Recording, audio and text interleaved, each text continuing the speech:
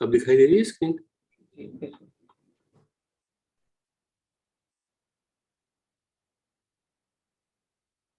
You can see the screen now? बिल्कुल देखिए। ठीक है, तो कॉन्टेक्स्ट है कि राजा प्रसन्न जी ने कहीं एक सुंदर महिला को, सुंदर नारी को देखा और immediately became a victim of काम वासना। मतलब उनको लगा कि ये तो मुझे चाहिए। She was a wife of a poor man जिसका नाम दुग्गत था। तो उन्होंने दुग्गत को पैलेस में जॉब ऑफर किया, obviously with A wrong intention. And again एक रॉन्ग इंटेंशन के से उत्पन्न उन्होंने एक बार उसको एक ऑर्डर दिया कि इन फूलों को ले आइए। उन फूलों का नाम था कुमुद और अरुणावती, और दोनों फूल बड़े ही रेयर फ्लावर्स हैं, बहुत बहुत कम जगह पे होते हैं या बहुत दूर होते होंगे कहीं। तो उसको बोला कि ये आज शाम तक आ जाने चाहिए, नहीं तो आपको एग्जीक्यूट कर दिया जाएगा। तो दुग्गत को समझ आ गई कि किंग का मोटिव क्या है, but he had no choice. तो उसने ही निकल गया सर्च करने इन फूलों को। एंड ऑन द वे रास्ते में उन्होंने कुछ फूड एक हंग्री ट्रेवलर के साथ शेयर किया, और also threw some rice in the river. और फिर वहाँ रिवर के किनारे खड़ा होकर उसने जोर से बोला कि जो राजा है वो उसको मरवाना चाहता है। If I am not successful in my mission, वो डेफिनेटली मुझे मरवा देगा। और रिवर गॉड्स को रिक्वेस्ट किया कि जो उसने पुण्य किए हैं, एक हंग्री ट्रैवलर को खिलाया है, मछलियों को खिलाया है, उनके कारण उसे उन्हें फ्लावर्स दिला दे, अपने मिशन में सक्सेसफुल बना दे। तो एक यक्ष जिन्होंने सुनी होगी उसके बाद, उनको दया आई उसके ऊपर, और उन्होंने यक्ष ने फूल लाके उसको दे दिए। लेकिन राजा के दिमाग में कुछ और ही था। उन्होंने शाम होने से पहले ही, बिफोर ही रिटर्न, पैलेस अपने नगर के द्वार बंद करवा दिए। दुग्गत ने उसके पास कुछ चारा नहीं था, उसने गेटकीपर के पास फ्लावर्स छोड़ दिए, वो भी बिहार चला गया। And spends a sleepless night there, कि सुबह तक किंग मुझे पकड़ के मरवा देगा। तो इन द मीन टाइम भगवान किंग को भी बहुत कुछ बुरे सपने आए उस रात, और he heard some heart-rending cries in his dream, and पूरी रात सो नहीं पाए। So early morning he also went to Bhagwan, and in the meantime Duggad also had come in the presence of Bhagwan. तो भगवान दोनों की मनोस्थिति समझ गए, उनकी predicament भी समझ गए। तो फिर उन्होंने राजा को एक्सप्लेन किया कि जो उन्होंने क्राइस सुनी थी वो उन 4 लोगों की थी जो कि कश्यप बुद्ध के समय had mistreated other people's wives, पराई स्त्रियों को जिन्होंने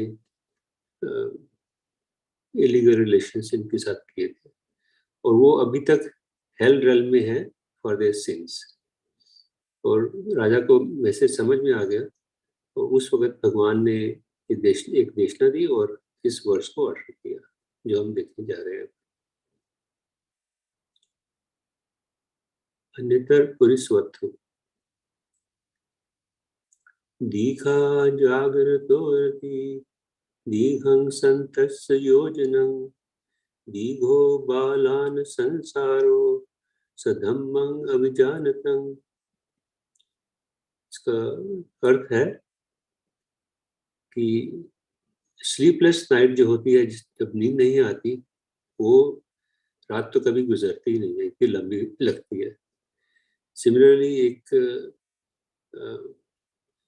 ट्रैवलर को जो कि कहीं जा रहा हो, थोड़ा सा भी डिस्टेंस, अगर थका हुआ है, बहुत बुरी तरह से थका हुआ है, तो उसको बोला जाए कि 1 योजन बच गया तो वो भी उसको बहुत भारी लगता है। इसी प्रकार से जो मूर्ख लोग होते हैं उनके लिए ये वर्ल्डली एग्जिस्टेंस बहुत लंबी होती है, कभी खत्म होने का नाम ही नहीं लेती। जो कि सच को, धर्म को बिल्कुल जानते ही नहीं है। तो ये तो डायरेक्ट अर्थ है इस वर्ष का, जो कि काफी सेल्फ एक्सप्लेनेटरी है कि इसमें क्या, किस चीज की रेफरेंस हो रही है। I think we can all relate to this. तो पहले मैं अजान मुनिंदो की ट्रांसलेशन भी पढ़ देता हूँ। उन्होंने ट्रांसलेट इसको, मीनिंग तो सेम है रफली, बट वर्ड्स काफी डिफरेंट है। The night is long for one who cannot sleep. जो जिसको नींद नहीं आती इसलिए रात बहुत लंबी हो जाती है। और journey is long for one who is tired. जो थका हुआ है उसके लिए जर्नी बहुत लंबी दिखती है। जो बची हुई जर्नी है वो भी बहुत लंबी दिखती है। Ignorant existence is long and tedious for those unaware of the truth. जो सच को नहीं समझते और इग्नोरेंट रहते हैं, इग्नोरेंस में खुश रहते हैं, उनके लिए ये एग्जिस्टेंस बड़ी लॉन्ग एंड टेडियस रहेगी। कुछ इसके ऊपर रिफ्लेक्शन जॉट डाउन करने की मैंने कोशिश की। तो मैं ये कहूँगा कि जो पहली 2 लाइनें हैं कि रात लंबी हो जाती है अगर आपको ठीक से नींद नहीं आ रही हो, और थके हुए पुरुष के लिए, नारी के लिए जो थोड़ी सी भी अगर जर्नी बाकी हो तो कितनी मुश्किल हो जाती है। ये हम सबका कॉमन एक्सपीरियंस है।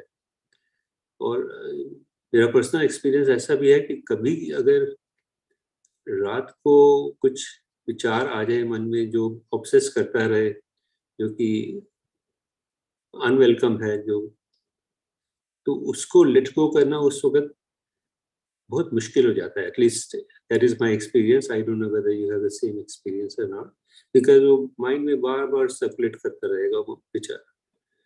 और अगर आप नींद खुल जाए किसी बुरे सपने के कारण तो तभी भी ऐसे ही होता है। और ये तो क्लियर है कि if you are born tired, taking even one step forward seems like a heavy exercise. लेकिन इन दोनों सिचुएशंस में if you are mindful and do the right thing, शायद it is possible to respond properly. हो सकता है कि आपको कुछ समझ में आए कि हाँ, इसको अपने कैसे हैंडल करना है और अपनी जो भी उस वक्त सफरिंग है उसको मिटिगेट करना है। हो सकता है रात को उठ के थोड़ा बैठ के अपने मन को शांत करें और फिर उसके बाद सो जाएं। और इसी तरह से अगर आप बहुत थक गए हैं तो थोड़ा सा रेस्ट कर लें और फिर आगे बढ़ें। कुछ इलाज हो सकता है। लेकिन वो सिचुएशन बड़ी अनफॉर्चुनेट है व्हेन हम अपनी पेन और सफरिंग के बारे में अनअवेयर रहते हैं, जो हम which we keep creating by constantly bouncing off the consciousness around into becoming. कुछ ना कुछ हमें चाहिए, कुछ ना कुछ हम बनना चाहते हैं, हमारी कॉन्शियसनेस उसी में लगी रहती है। तो बेसिकली हमारा जो माइंड है वो भव विभव और काम तन्हा में बुरी तरह से डूबा हुआ है, फंसा हुआ है। और फिर उस सिचुएशन में द एंडलेस फ्लो ऑफ कम्मा और कम्मा विपाक, इन्हीं में फंसे रहते हैं। वो एक दूसरे से हाइड एंड सीक प्ले करते रहते हैं। क्योंकि दुनिया में तो स्टिमुलाई की कभी कमी नहीं रहेगी। कुछ ना कुछ आपको आपके सामने आता रहेगा। और हमारा जो मन है वो हमेशा रेडी होता है to react heedlessly, creating the base for further becoming.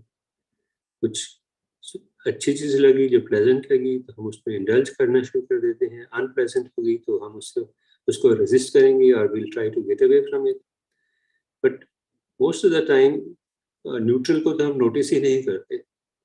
पर ये सब further strengthen our heedlessness. So this is normal and this is a fool's paradise in which we tend to remain lost. So ये reflection मेरी तरफ से थी। अगर आपको कुछ डिस्कस करना है चाहे तो कर लें, नहीं तो मैं अगली रिफ्लेक्शन भी देख लेते हैं फिर अगर इकट्ठा आपसे कुछ चर्चा करना चाहें तो we can do it after that. तो ये अजान मुनिंदो की रिफ्लेक्शन है, हम सच को कहाँ ढूंढ सकते हैं, ढूंढते हैं हम उनको, सच को बुक्स में ढूंढते हैं, और कोई और व्यक्ति शायद उसको हमें कुछ समझाए, उसका सच की वो बातें बताएं जो हमने कभी सुनी नहीं है, तब हम सच को जान सकते हैं। और we could ask ourselves what type of questions draws attention deeper within। हमारे मन में जो प्रश्न पैदा होते हैं वो प्रश्न ऐसे हैं कि हम अपने मन में गंभीरता से देख सके। लाइक द क्वेश्चन कि what matters profoundly in life, जीवन में क्या मैटर करता है जो कि इम्पोर्टेंट है।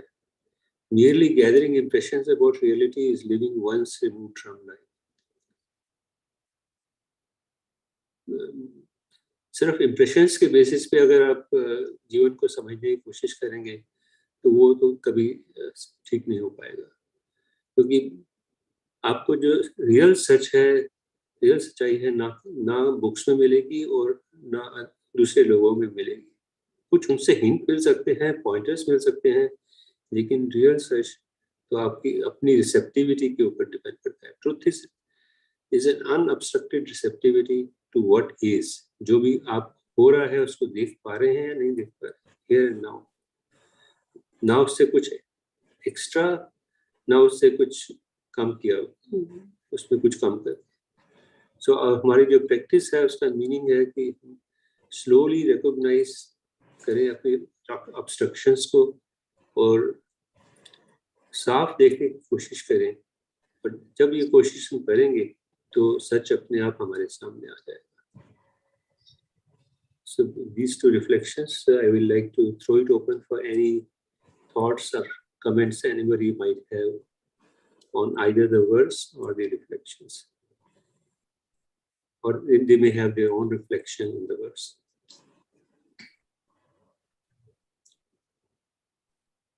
सर ये लाइन क्या लिखा हुआ है? merely getting impressions about reality is living once removed from life। yes। ये मतलब मुझे समझ नहीं आ रहा। मतलब इसका मतलब ये है कि अगर आप impressions में ही जीते रहोगे तो you're not really looking at life seriously। Once removed means you are not in tune with life, real life, real truth। Once removed is a kind of expression which means that you are away from। Okay।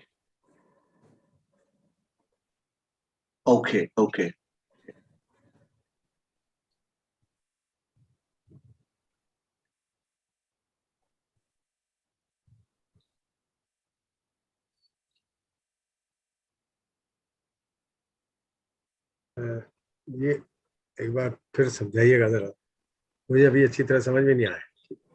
ये अजान मुनिंदो की reflection, ये ना यही शब्द जो अभी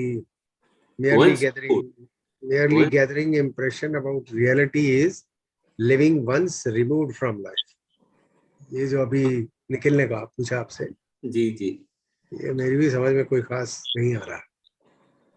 मतलब हमारे मन में परसेप्शंस पैदा होती रहती हैं, कुछ इंप्रेशंस रहते हैं और हम उसको ही सच मान लेते हैं।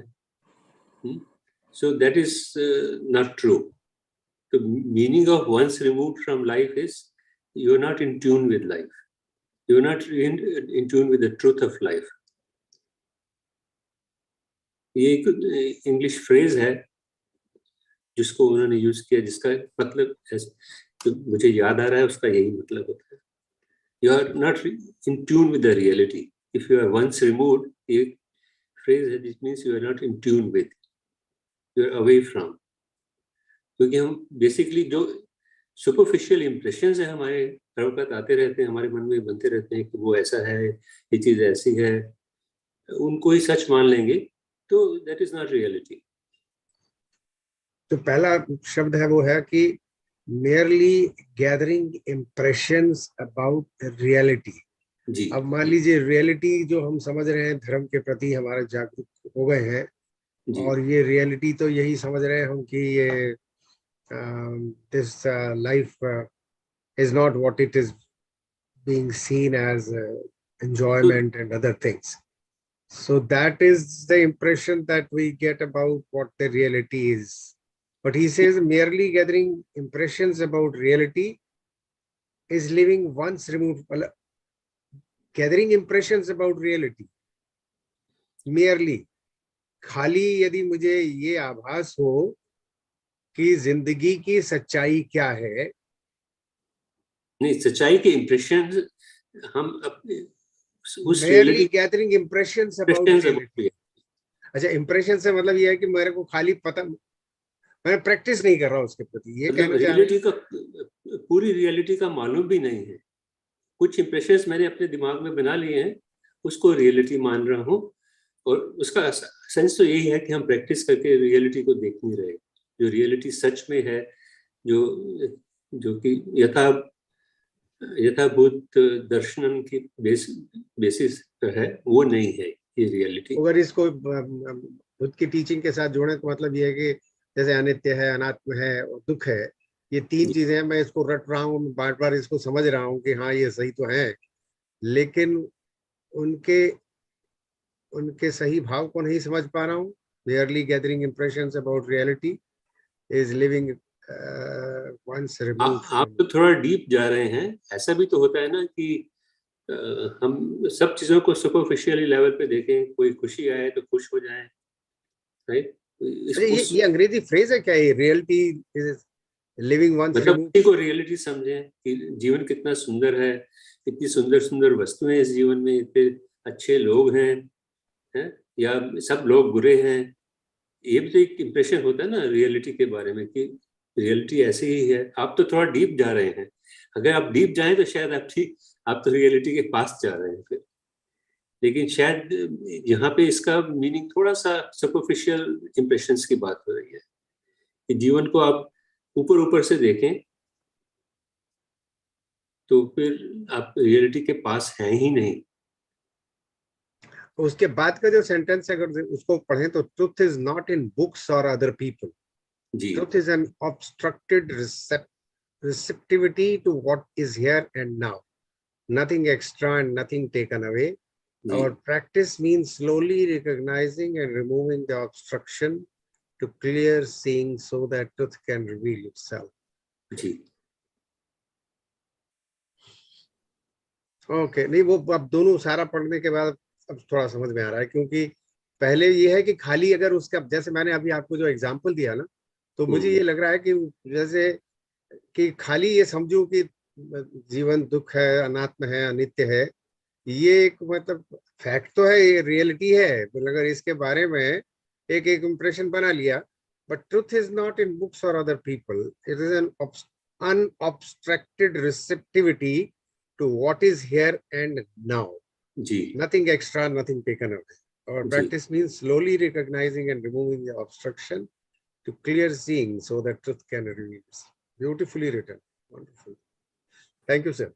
It requires a couple of readings to really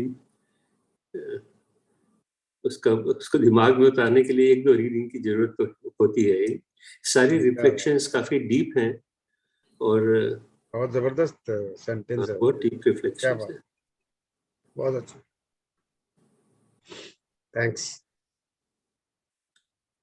thanks to अजान मुनिंदो। So I move next to verse 61.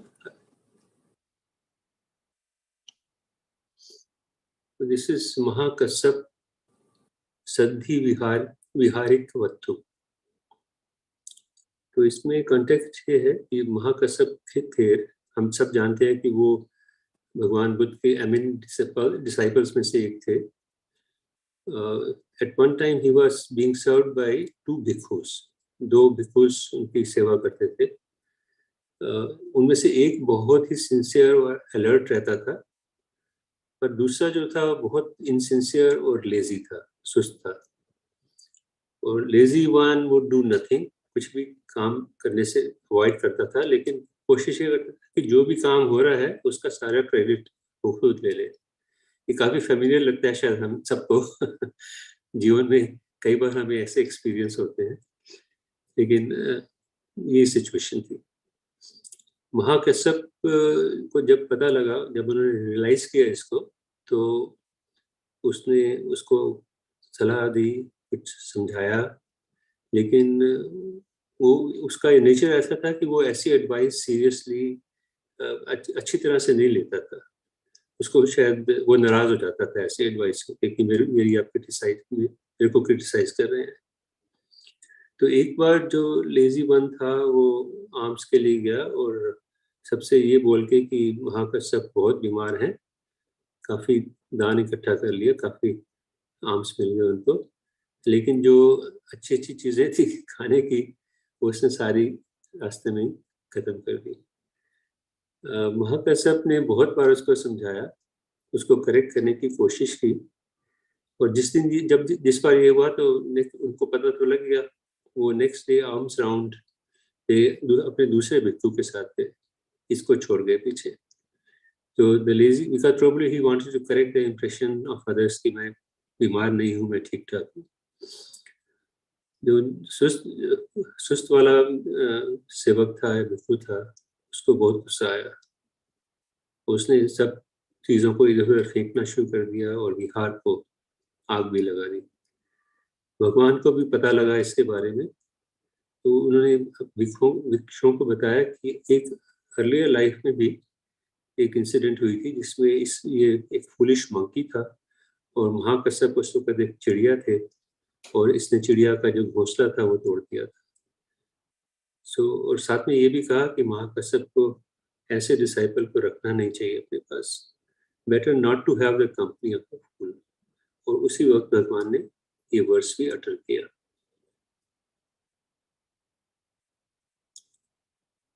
चरंचेन अधिगच्छेय सेयं सदिस्समत्तनो एकचर्यं दलहं करिया नत्थि बाले सहायता। इसका लाइन बाय लाइन ट्रांसलेशन शायद ऐसा है, should A Sikar not find A companion, वो कहीं जा रहा हो, वो कंपेनियन ढूंढ रहा हो और नहीं मिले उसको कोई साथी जो कि या तो उसके बराबर का हो या उससे बेटर हो। तो यहाँ पे आई थिंक जर्नी का शायद मतलब स्पिरिचुअल जर्नी से भी हो सकता है कि आप कंपेनियन को ढूंढ रहे हैं इस जर्नी में।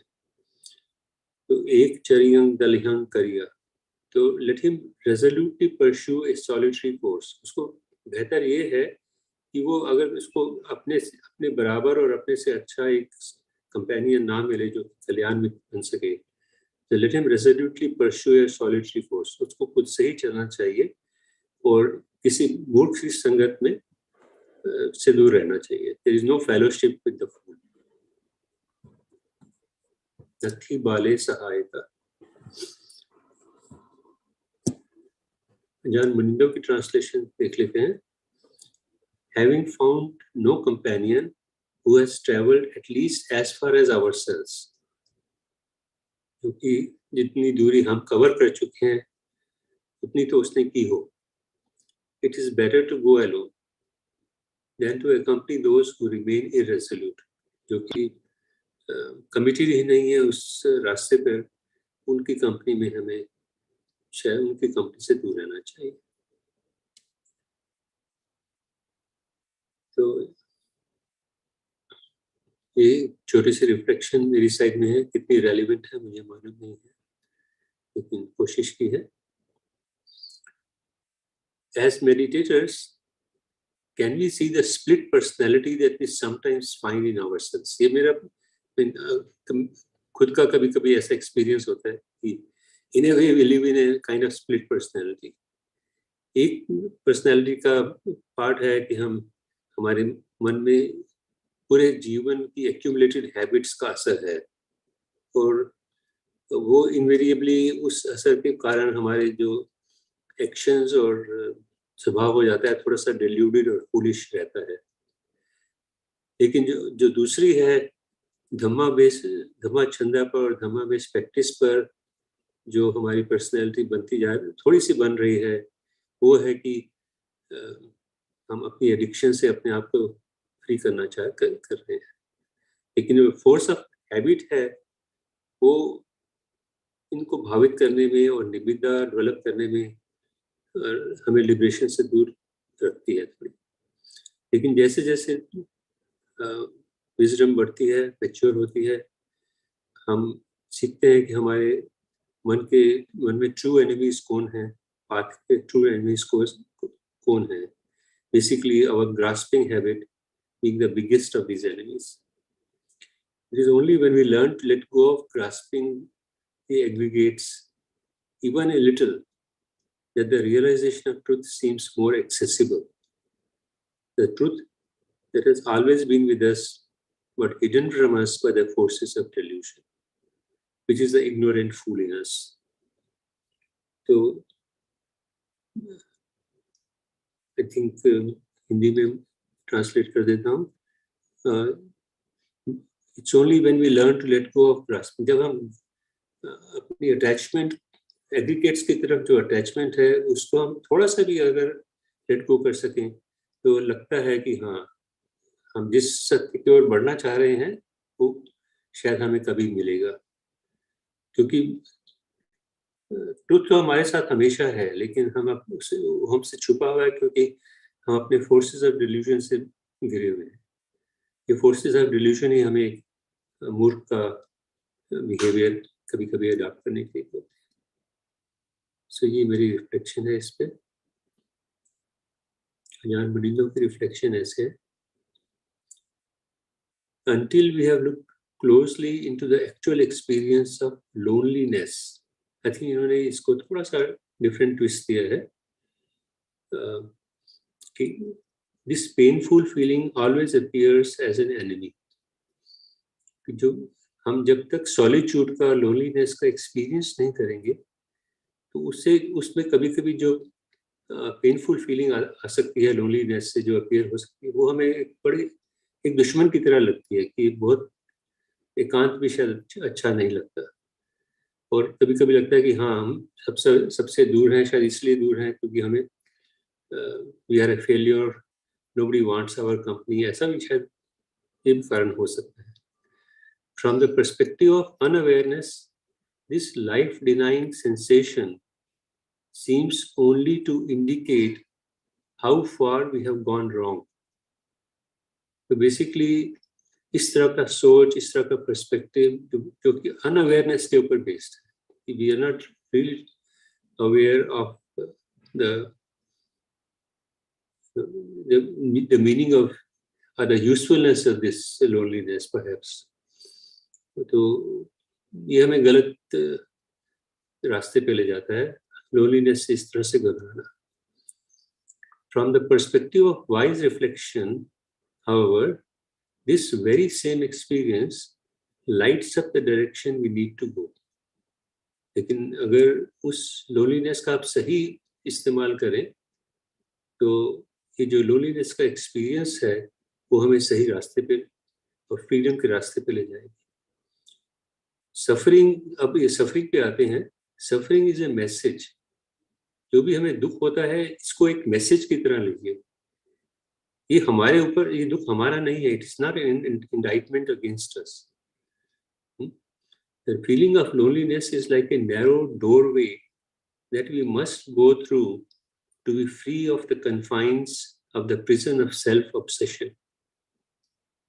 जो loneliness की feeling है उसको हमें एक अपॉर्चुनिटी समझना चाहिए, दरवाजा समझना चाहिए, हालांकि वो काफी नैरो दरवाजा है जिससे गुजर के हम इस सेल्फ ऑब्सेशन के कन्फाइन से निकल पाए, रिफ्लेक्शन करके, चिंतन करके, समझ के.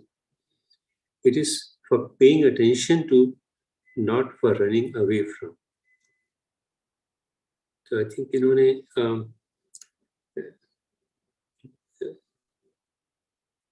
not having a companion essentially is an opportunity to be alone, एकांत में, और उस एकांत का सही उपयोग के बारे में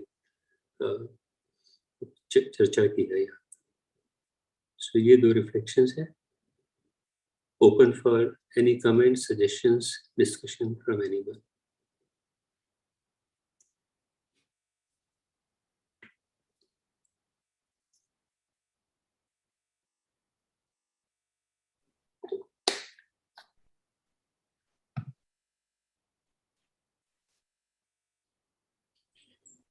Yes, I would like to comment one thing. जी जो आपका जो रिफ्लेक्शंस है सर, मैं वो कर दे यस, बहुत अच्छा लगा, क्योंकि आप मतलब ये जो मैं समझ पाया हूँ, काइंड ऑफ टेलिंग कि जो फूल की बात हो रही है, वो हम में ही मतलब एक फूल है. हाँ. So, मतलब अगर even if we are secluded और यू नो लिविंग एक ही मतलब सिक्लूजन में भी हो, तो फिर भी आप फुल मतलब अपने पर्सनालिटी को अगर पकड़ के हो, तो you can be in a company on मतलब मूर्ख लोग की संगति में हो, लाइक काइंड ऑफ जी. Thing. So yes, that's what I got from your reflection. हाँ, वही वो मेरा पास स्प्लिट पर्सनैलिटी बोलने का भी वही भाग था कि हम दोनों इकट्ठे रह रहे हैं एक ही शरीर में. एक पर्सनैलिटी ये कहती है, एक पर्सनैलिटी ये कहती है. Yes, yes, thank you. ठीक है, that's all I have for today. बहुत बहुत बढ़िया है तस्वीर साहब, आपने गजब का ये I fully endorse Vaibhav's thinking about it. It is wonderfully written by you, and we really are having split personality. There is no doubt about it, because हम अक्सर ऐसा हो जाता है कि चलो यार बाद में कर लेंगे ये. I tell you, by yesterday's evening's example, I could not attend to this particular thing because we both, as a couple, we were sharing something, and I knew that now my time has come to sit for my meditation. But that split personality came into being, and so I was showing my concern, because if I get up and she was telling me something, so she might feel bad. I did not attend the evening session, and and ultimately what happened after about, I think, half an hour, she told me, अरे तुम्हारा तो समय हो गया, तुम बैठे नहीं हो. तो मुझे अपने स्प्लिट पर्सनालिटी का जो है ना बड़ा आभास हुआ कि yes, sometimes one makes compromises with life, you know, to accommodate things which can otherwise be easily avoided. वो accommodation में, this is the part of a split personality, that you are not being firm about things and you compromise, and it often happens, and for no reason. I mean, whiling away. I mean, there was nothing very serious happening, but just a thought कि यार चलो, I'm giving her company and she's telling me something. तो वो split personality ने काम कर दिया उस समय. This often happens. Yeah. Ji, thank you very much. So Poonam ji, over to you. Thank you very much, Surendra Prasad ji.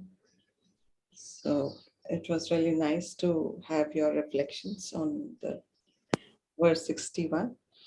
So now we can sit and see our split personality, whether it works or not. That's a good one. So we can sit till 6:45 now.